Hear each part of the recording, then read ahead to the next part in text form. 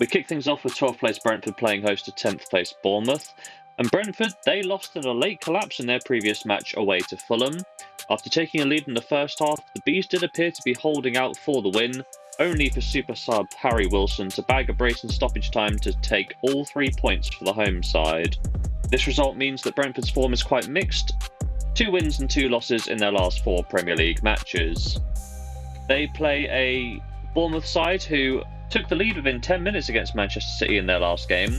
It was Semyeno that got the breakthrough, and they did really well to withstand the pressure placed on them by the citizens. And then they picked their moments. Against the run of play, they added a second in the second half, thanks to Evan Nilsson, which meant when Gvardiol scored in the 82nd minute, it did add a bit more tension to the final 10 minutes of the game, but it was Bournemouth that held on for the win, busting a lot of coupons that weekend.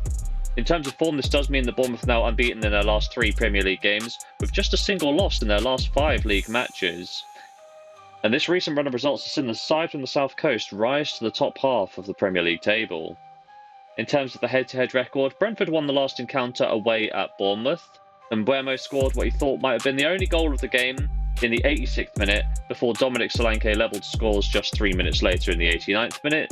But even this was not the last action of the match, as Johan Wiese's strike in the 95th minute saw Brentford retake the lead and bring all 3 points back to West London. And that result saw Brentford stretch their unbeaten streak over Bournemouth to 5 games now, with Bournemouth's last winning coming in 2021, when both sides were back in the Championship. Additionally, Brentford are unbeaten in 8 of the last 9 league meetings between the two sides.